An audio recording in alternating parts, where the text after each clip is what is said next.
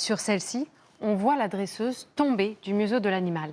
Dans une autre, la jeune femme se retrouve même dans la bouche du cétacé, sauf qu'elles ont été créées de toutes pièces à l'aide de l'intelligence artificielle. Regardez ici, par exemple, vous pouvez voir le public se lever à l'unisson, une erreur typique des contenus générés par IA. Alors, pour éviter ce type d'erreur, certains internautes n'ont pas hésité à se servir sur les comptes de vrais soigneurs.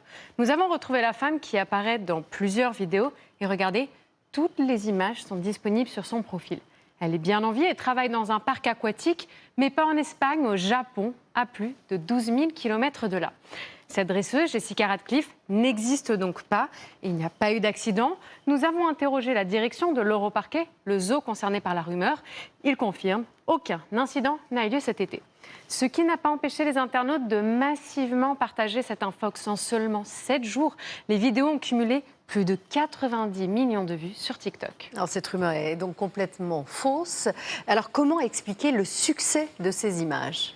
Eh bien, c'est peut-être parce que cette histoire est inspirée de faits réels. C'est dans ce même bassin espagnol qu'en 2009, un employé est mort sous le poids de l'animal. Il l'avait attiré au fond de la piscine. Mais ces événements restent largement exceptionnels. Au total, 4 accidents mortels ont été recensés dans ces parcs aquatiques où l'humain côtoie ce grand prédateur depuis plus d'un demi-siècle.